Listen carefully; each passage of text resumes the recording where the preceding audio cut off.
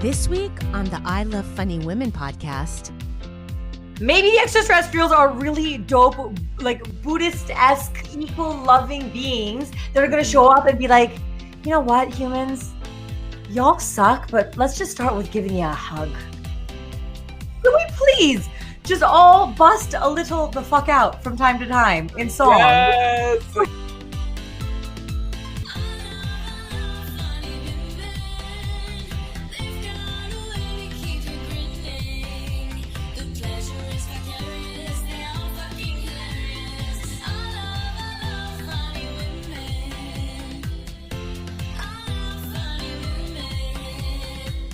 Welcome to the I Love Funny Women podcast with your host, Dina Nina.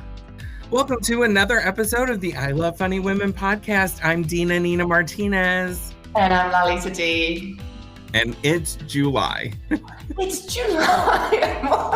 What happened to the first half of 2020? This is going to be our year. I don't know. That's what I said about 2020. I know. Did you have a good 4th of July weekend, Dina? I did. I slept. I laid in bed under an air conditioner because it was so hot and so gross. They say Madison is like Portland, but I didn't realize they meant it's 114 degrees here. Luckily, it's not that hot or I would be crispy fried. Hey guys, we would love to hear from you. Post a video on Instagram and tag at I Love Funny Women with the hashtag Hey Dina, and you could be on the podcast or even on our YouTube. And we'd really appreciate it if you could give us a 5-star review on Apple Podcasts. Your review helps us work the algorithm and helps us get more listens. Hey, this is Door Girl Greg. Thank you for listening to the I Love Funny Women podcast. If you haven't by now, you should really go to the socials and check out at I Love Funny Women on Facebook, Instagram, Twitter, and on YouTube, because really, what else are you going to do? And now for the news. The search and rescue at the Champlain Towers continues, and a 7-year-old child of a Miami firefighter was found in the rubble, bringing the confirmed death toll to 22 at the time of this recording. And as the city attempts to weigh when to stop looking for survivors, other condo buildings are assessing how safe they are, and at least one other building was evacuated in the Miami area due to concerns. Hey, Dina, is that where Marco Rubio lives? I don't think so. Okay, swiftly moving on. Bill Cosby is free and Britney is not. Did someone not read the hashtag correctly? It's almost like Kamala Harris telling Guatemalans to stay home when we had in fact asked her to protect dreamers. Are we playing the opposite game? Maybe it's that whole retrograde thing. We should start asking for what we don't want, like bring back Trump. Oh, don't do that. It would be like saying Bloody Mary in the mirror 3 times and then she shows up, but she's orange and has a toupee, Speaking of the Antichrist, the Trump Organization is facing charges of tax evasion, among others. Trump Organization CFO Allen Weiselberg was arrested and taken into custody pending trial, and of course was fitted for the glorious new orange jumpsuit. Meanwhile, Don Jr. is making the We Are Being Victimized world tour, and an independent lawyer commented that he should just shut the fuck up. And we agree for so many different reasons. In London, the world's ugliest statue ever was revealed under the watchful eye of Princes William and Harry. Their late mother, Princess Diana, was immortalized in stone or whatever. I don't know anything about statues. In the garden of her home at Kensington Palace. She is portrayed as walking alongside 2 children, one who appears to be a black boy and one who seems like a fully grown woman with weird dimensions. Are those meant to be like Archie and Lilibet? This statue might yet turn out to be the revenge of the Windsors. Meghan, if the royal family offers to create a statue for you, be worried. Be very worried. Be so worried. Be so afraid. Last week, a judge denied the dissolution of Britney Spears' conservatorship. Jamie Spears and Bessemer Trust were left in charge of all of Britney, And then Bessemer Trust has since asked and has been granted a release from the co-conservatorship, citing that they were under the impression that Britney willingly submitted to the conservatorship, and learning her objection, were like, no, thank you. We no longer want to be involved in this weird act. It's like Bessemer Trust is engaging in the rules of consent, while the state of California believes that a woman is the property of her husband, or in this case, her father. It's just all so fucked up. The state of California is everybody's father. It's like, you start off with high hopes, but at some point, so disappointing. Fair. Disappointing. California, what are you doing to us? Now, the Federal Aviation Administration reported that 2 pilots were rescued off the coast of Hawaii after an emergency landing. Yeah, right. I'd make an emergency landing in Hawaii if I could. Can you imagine? Let's just land here, Harry, and have a bit of a holiday. Yay, nice idea, John. 2 hours later, God damn it, is that a rescue helicopter? Harry, I told you not to get the vaccine with its tracking device. Just kidding, folks. Get vaxxed. The only thing tracking you is whatever device you are listening to this podcast on right now. And you carry it everywhere you go. During a routine traffic stop on Saturday morning in Wakefield, Massachusetts, a group of heavily armed men exited a vehicle claiming that they do not recognize our laws and ran into the woods. What? The scene was later cleared, but it was like the Lord of the Flies out there. Like, what is happening in the U.S.? Like, you don't, like, laws are, what? They don't rely on, laws don't need to be validated by you. They're there. Right. That's like... The state of Massachusetts text, and they left it on red. Like... Yes, I'm just not going to look at this, and now I don't have to follow this. The United States Supreme Court declined to hear an appeal by a florist fined by Washington State for refusing to make a flower arrangement for a same-sex wedding due to her Christian beliefs. Excuse me. Sidestepping another major case pitting gay rights against religious liberty. What's going on with the Supreme Court, Dina? They are so rad at this point. They're more left-wing than Joe and Kamala put together, which is not very hard. Not very hard, but also they just kind of dash voting rights, Lalita. So they're not too left wing. Oh, fair point. Oh well, maybe in their protection of gay rights, they're just looking out for their good friends Mike Pence and Lindsey Graham. Know what I'm saying, Dina? I do. They are the log cabin Republican power couple. So there you have it. That is all the time we have for the news today. Our sexologist Renee Hayden is still out on holiday, but she's coming back really soon. So don't fear, a new Sex with the Stars is coming right around the corner. Sextrologists get really good holidays. I feel that she has a great contract. I think I might want to become a sextrologist, Dina. Trust me, her contract is, we pay her a lot. I'm sure. I pay her in hugs. It's so weird. The creepiest contract ever, Right. I'm Tour Girl Greg, and you're listening to the I Love Funny Women podcast. This week, we have an incredible comedian from Toronto. She has toured throughout Canada and Australia with her solo show, Where Are You From? And she's been on CBC, Canadian Broadcasting Company, and has written and starred in her own series called Juicy. Here's my conversation with my friend, Aliya Kanani. I am so excited to have you on the show. I am so excited to be on your show. I realize that I'm a narrative singer. I realize it more, I've become more of a narrative singer during the pandemic, because I could be so awkward by myself this whole time. And now I'm just walking down the street singing, I can't wait to get to Target and get my makeup. So great. Well, what? See? What? This is perfect. when I think about the perfect contributions to the world, these are the things that we need more of. More people just busting out in song. Can we please just all bust a little the fuck out from time to time in song? Yes, The world would be more colorful. It would be so great. I would love it. I would love it's it. awkward and amazing at the same time. Exactly. It's amazing because it's all of it. It's the best. I love it. I encourage it. Dina, please make this a thing. Just get everybody on. I'm with you. You got me singing. Everybody, and I have Everybody people else. all the time that are like, I didn't know it was called narrative singing. And I'm like, well, it's narrative and it's singing, so it's Right. narrative singing. Right.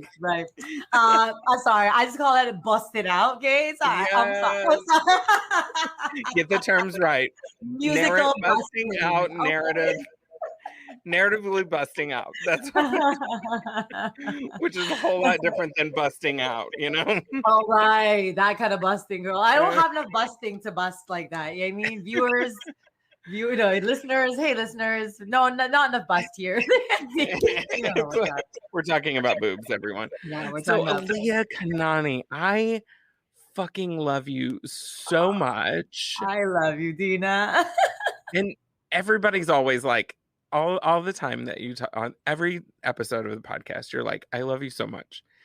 And I'm like, but Aliya, you and I met at the very first Lady Loves Comedy Festival. Yeah. Thank you so much for being part of it. Oh my God, are you kidding? It was so great. I was so happy to be there. And when I met you, I was just like, I like this woman so much. And I just felt so connected to you. And I've been dying to work with you in other aspects. But it's, you live in Canada. I live in the United States without insurance. Oh God. Guys, y'all got to get this together. It's got to, this new, come on, Auntie Kamala, give the people what they need. Okay, yes. Auntie? Let's not talk to her. I'll talk to her. Put a good word in for us. I'm trying to convince everybody we're related. It's fine. My auntie. So what have you been up to? Because before the pandemic, you were in Australia a lot. You've been in the US. You're all over the place. What is happening now? That, my dear, is a very good question, and one that I recently realized I don't know how to answer. I was getting a massage because I'm a lady of luxury who pulled her neck and only is paying for a massage because she needed to move her neck. Okay, let's just be real. But I'm a lady of luxury still, and I was getting this shit beat out of my neck by this woman, and she started to ask me what I do for a living, and I'm like, I feel like anything that I can do. I didn't know what to say. I'm like, everything. I've been doing a lot. Like I mean, Dina, as you know, I was in the middle of my tour when this shit show happened. And so I was in Australia. I was at the beginning of my world tour of 2020. It was a very big deal for me. Nobody else cares, but for me, it was a very big deal. And it shut after the first place in Perth. And so I came back actually. I was meant to go back to Australia to do the Melbourne Festival, but in between I had to come back to film this movie that I was in. And so I came back to film that, and that's when everything was shutting down. And so I just didn't go back. In hindsight, had I known how well Australia would have voted all of this, I probably would have gone back. But that's okay. I chose to stay here with my sugar daddy, Justin Trudeau. And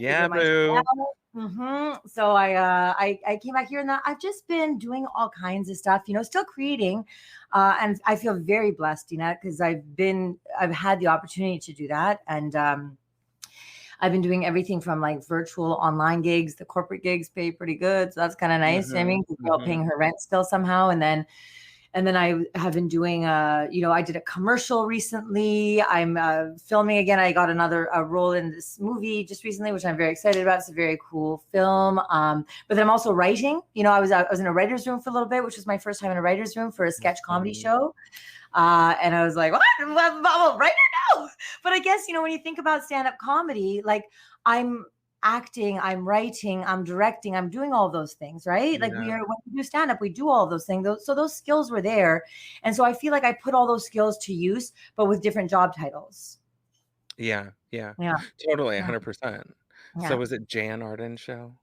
Oh my God. No, it wasn't. But how cool is that? I have a friend of mine who was writing on that show, actually. She's so dope. She's so talented. I'm so happy. She's so nice. And I got so nervous, like, when to ask that question of you, but I was like, no, it's so funny. It's all, you know what, I haven't met her, but I've heard wonderful things. So Nilu Handa, who's a friend of mine and a supremely talented human, was working on that show, and she told me it was a great time. She said, it was really, really a lot of fun. The clips that I was able to get over here, I was just like, oh my God, this is amazing. Oh, right, because you can't see all those stuff. I kind of geek out over her, though. Like, oh my God, so great. That's so great. That makes me so happy. What about you? Tell me what you've been up to. How you been? What you been doing? Well, I'm just plugging away. Like you, I was talking to somebody today at the dog park who works with entrepreneurs, and I was like, I've kept my business alive somehow, and she goes, and she had just quit her full-time gig over a few months ago. And I was like, what are you up to now? And she's like, well, right now I'm just doing some side gigs. And I'm like, that's my constant entrepreneur experience is side gigs. Yeah, like my whole career is one big side gig. You know what I mean? But that's what's so cool, I think, about, not to, but I feel like all the very creative people I speak with, I think that's what's really cool about creativity is it can't be stopped because we will find creative workarounds. You know what I mean? That's like, that is what we do. We continue creating no matter the circumstances. Right. And so like, I think that artists, some of us really, it was a really great chance for us to almost thrive because it pushed us to be able to really tap into this creativity that we already tap into on a regular, and really shook us up and said, well, you know what, everything you know how to do, you still know how to do it, except for you can't access the things that you're used to. So what are you going to do now? And I think it's cool that to hear the stories of how people found creative ways. So tell me some of it. I want to hear what you've been up to. I know you've been keeping busy, and it's great to see always. Obviously we went virtual. That was my Texas coming out. We went virtual, and it's just been interesting, like adjusting to it and still trying to find ways to pay people and have, enjoy it, which is the difficulty thing. Like, this is what it comes down to. Capitalism is oppressive, and it's terrible. Tell me, Ma. Tell me. I honestly, it's such a... I think that a lot of us, it's not that we didn't know. We've already known. We've known for a long time. You talk about it on stage. I talk about it on stage. We know what capitalism is. We know what all of this is, right? And I think in general society, we all know what it is. But I don't think I don't know. I don't think we grasped how much of a hold it has on humanity. Until we saw what happened during this pandemic. And it was like, oh, so money goes before humanity. Oh, yeah. Always. Absolutely. Right. Right. Which okay. is So this is what we're doing, and it's just kind of like, it really felt like a very drastic sort of like, wake up call. When you're seeing that, like all of these businesses around you are shutting down, but billionaires be getting more billions. You know what I mean? More and like billions. Amazon and all of these come, and then, but then you watch the suffering in the world, and you're like, how are we letting this? We almost accepted this natural divide that was happening, and we saw that the numbers were skewing, and then the COVID just accelerated that. And really, like I said, it feels like almost like a wake-up call. It's not that we didn't know we were going in this direction. This divide's been getting bigger and bigger between the rich and the poor. We know this.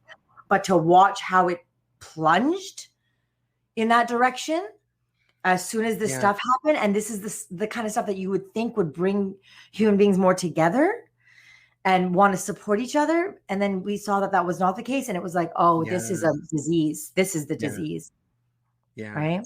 Meanwhile, in the United States, in the trailer park that is the United States, we're looting our government buildings and attacking them and trying to get, computers from, like, I'm just like, what the fuck is happening? Yeah. So it's I have a lot of hope and a lot of joy. have very little hope and very little joy. Like I just, it's like, this is audio, but if you saw Dina's eyes right now, she's like dead staring me. What's she saying? She's got hope and joy, like dead stare. You know? with tears rolling down. With tears rolling down. Like a couple of months ago, we were in Michigan, and I was like, I can see democracy from my backyard. Like I was like, there's a Canadian flag over there. There's democracy. What does that even look like anymore? You know? There it is. You know, I honestly, I feel like I want to be like, yeah, but it's hard for us as well to cheer about Canada right now. You know what I mean? It's hard for us to cheer about Canada. It's Canada Day today. Happy Canada Day, I guess. I don't know if we should be saying that ever. Colonizer Day. You know what I mean? Like, it's Happy Colonizer Day. Happy Colonizer Day. You know, but the thing is like, I think that a lot of us now are just kind of sitting in this weird space of like, well, now what? You know, like because I'm like, what I feel like we should do, like the person inside of me who knows right from wrong and good from bad and has that very, you know, says that so we should give it back. Well, we should just give it all back, right? And then say, can we please stay also? Like we should just give all the land back and be like, sorry, the people that came before us did this and then that we profited off of it, and I'm sorry for that. Yeah. But like, can we stay? But also this is yours, you know? But then the reality is that like, well, where am I going to live? And how are we going to do this stuff? And how do we just give back land?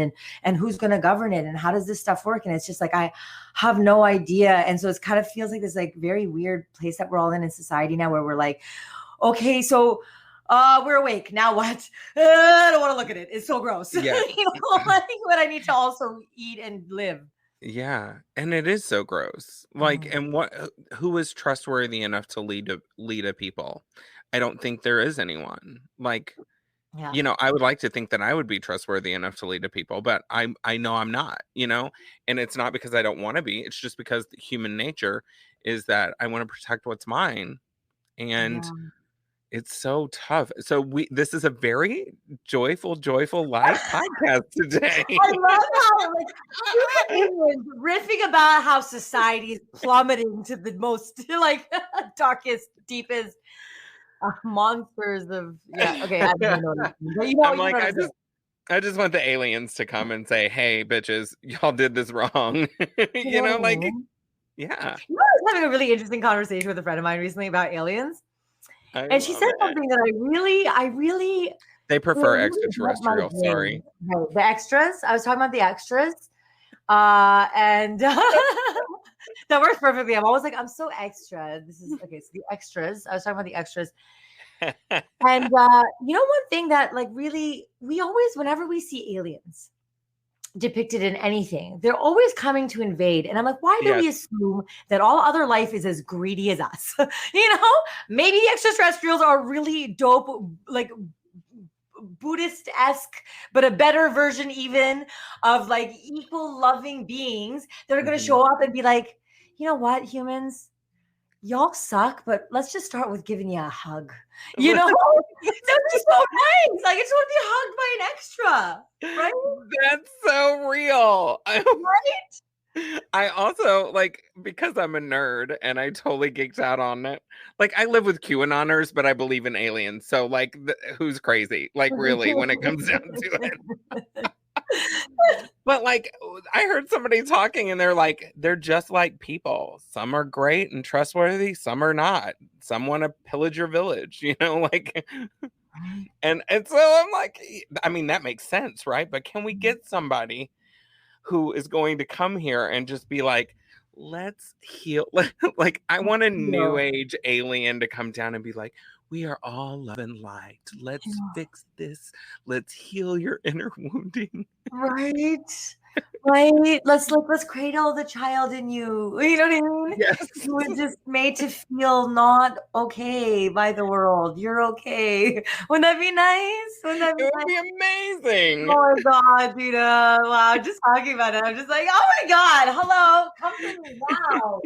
My heart chakra just opened so wide just talking about this. You know what's that? I said my heart chakra opened so wide just talking about that. Oh my God, Ma, can I tell you about my chakras? Listen, I'm like, the more I learn about my chakras, the more like, I must protect them. You know? So I'm like, I gotta tell you this, okay? I swear to God, please. this is really real. But I'm like, I feel like I just got my first vaccine dose like a few weeks ago. I know, but the thing here is that here's the thing, Ma. I'm up for my second one, but I'm like an anti-vaxxer who's getting vaccines. Okay, I don't trust them.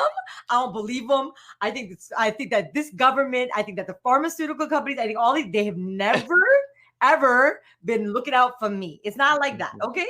So why should I trust them? But at the same time, I know that the virus is probably more dangerous than the vaccine.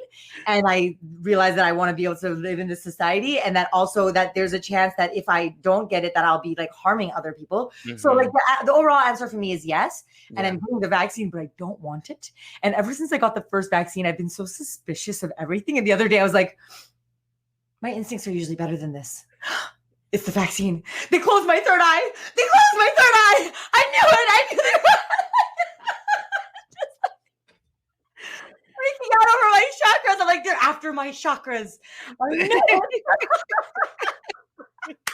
They are trying to close your chakras. They're trying to close my chakras, man. Hilarious. I love it. I'm sorry that you feel that afraid. Like, I got it and I was like, yes, I'm fine.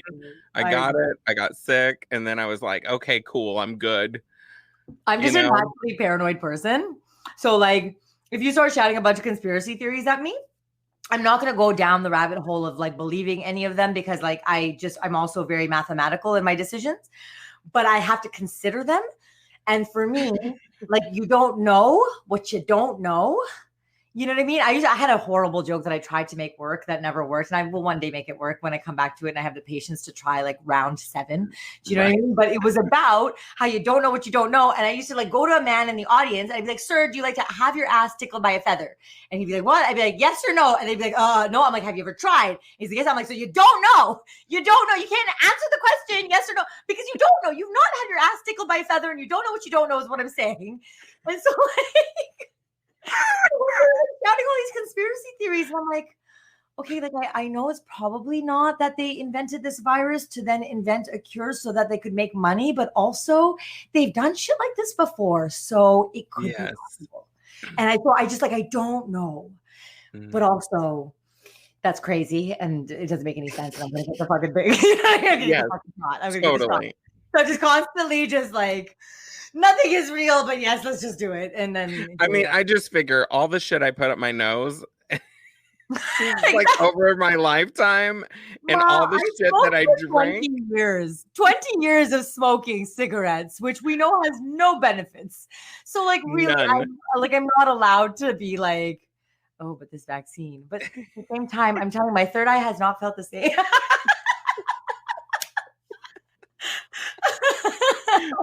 I feel like we're coming back to this question. So tell me what you've been up to. We haven't gotten there yet. It's fine. This is what I've been up to. Is just living this fun life.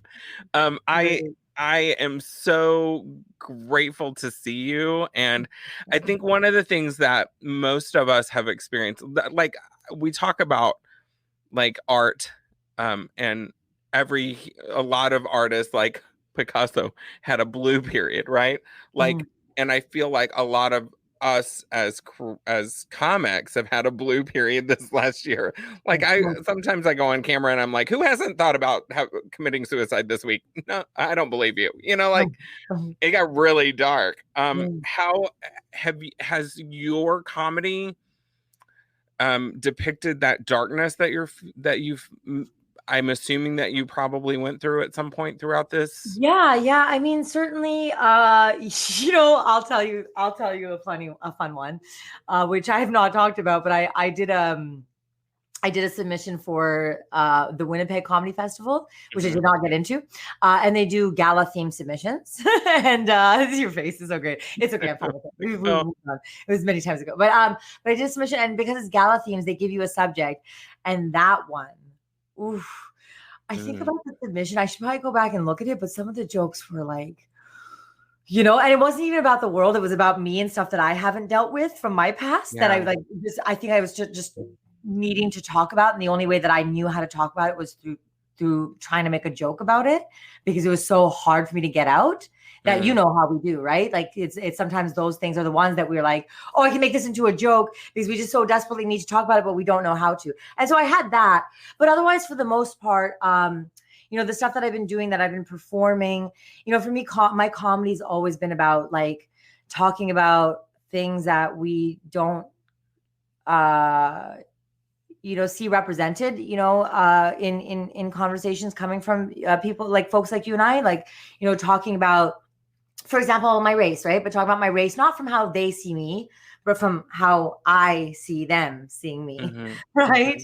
You know, so it's like from that authentic self, right? And so I wanted to make sure to talk about that stuff. And I did talk about that, especially about like, you know, sort of the way that the COVID went down and stuff. And I got to talk a little bit about how I saw it kind of play out like in our socioeconomic, you know, standpoints and stuff. But I did that all, but in the end, my comedy, I always want it to be uplifting.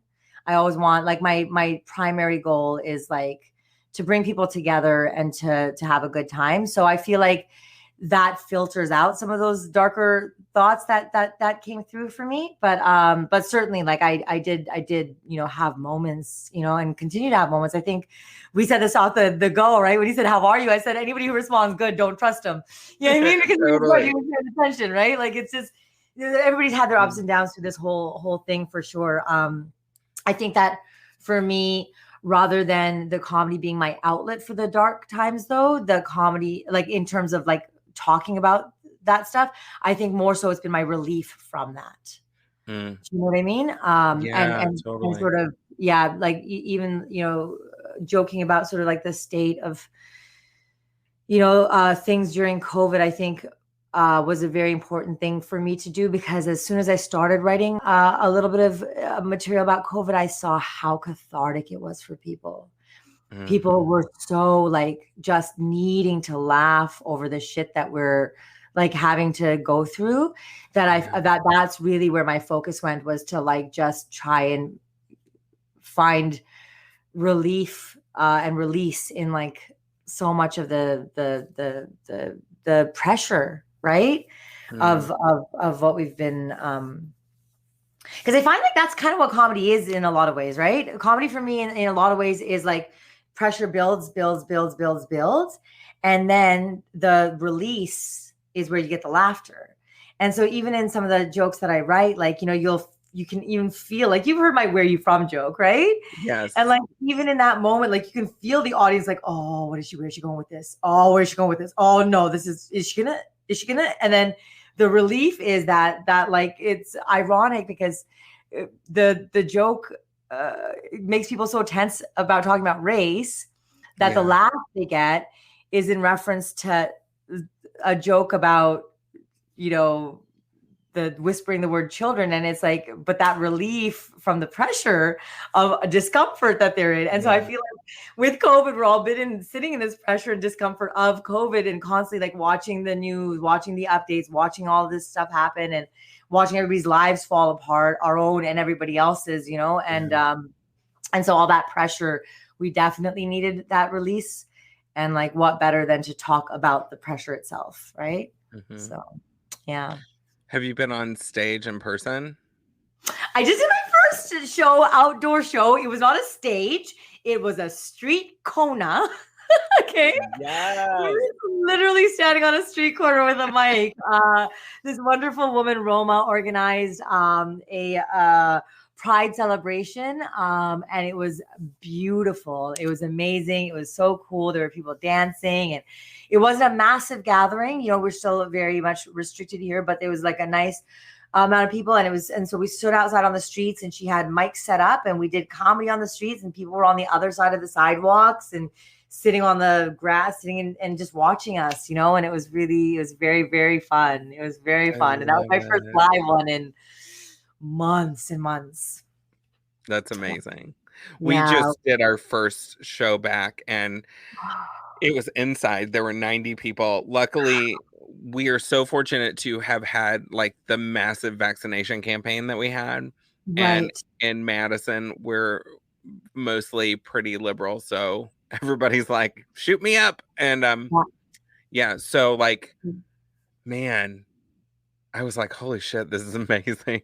Was it amazing? Oh my God, I It can was so imagine. incredible. Oh, I'm so happy for you. Yeah. Yeah. So what's coming up for you?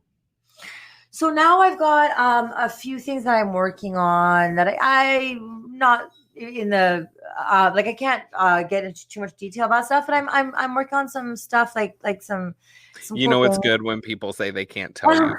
Oh my detail. God, I know. I feel like such a loser saying that.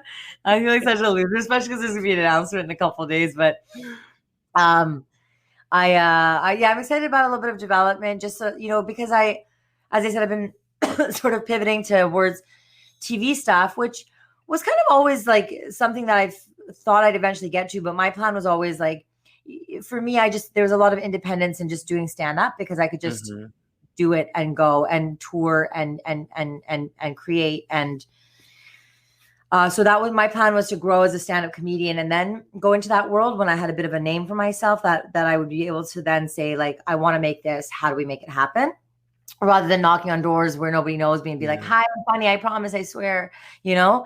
But then it turned out that because of this pandemic that I was kind of put in a position where I started to do the knocking on the door because I didn't get to continue doing stand-up. I had to sort of change my trajectory.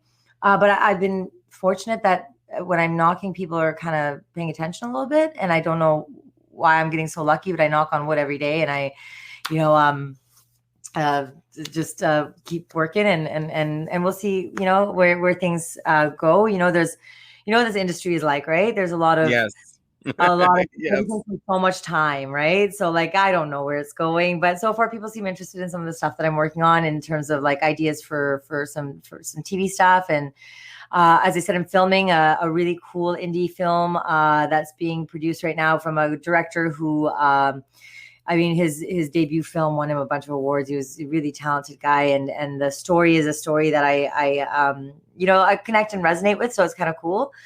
And I've got my movie that I made is finally coming out in September, which I'm excited about. That's called Scarborough, and I'm really excited about that one because that one I remember when I got the audition, I was in Australia and I opened it up and I was like, oh, hijabi woman. Let me guess. She's running from her husband and afraid of something. You know what I mean? And she's vulnerable but strong, you know? And like, just like, you know, all the bullshit, right? All the bullshit. And then I opened it up and I started reading the character description. I was like, like, she's a real person and she's cool and she's funny and silly. Who has ever read a hijabi character that's silly? They don't write hijabi women as silly because if a woman is wearing a hijab, which listeners, if you don't know, that's okay. It's like a headscarf for Muslim women. If they're wearing a hijab, then all of a sudden they're strict and they're disciplined, but then they also have like an angry husband and all. Those are the stereotypes you get, right? And so when I read that, I literally was supposed to go on a camping trip and I was like, no, I'm not going camping. I have to do this really dope audition. Because it was just such a stellar character. And then I learned later it was based on a book by this woman named Catherine Hernandez, who wrote this book. And she's a woman of color. And, you know, she grew up with sort of experiences in Scarborough. And so she was writing a very like real characters. And so I got to play Miss Hina, this character, which was such an honor for me. And I'm so excited to see how it came out because like the talent on this and the like both front and back end, like the directors, the everybody that put this production together, you know, it was such a beautiful production and such a good energy that I think it's going to be a really great project to see. Yeah. I can't wait to see it. Dude, I can't wait to see you. I know. For serious, I can't wait to give you a squeeze. Every time I see you, it hurts me a little bit that I can't hug you because I know how good your hugs are. And I'm like, why? Why this screen gotta get in the way of my business? I mean, right? So I feel that same way. Like, I just like, but I'm also like the hugger. Like, I encompass everybody when I'm like, I'm like, well, I'm also like 15 pounds heavier than I was before. So I'm like, all of me will embrace you. I love it. That's even more delicious hugging, girl. I'm going to cuddle the shit out of you. I love it. And you're on all the socials at Aliya Kanani.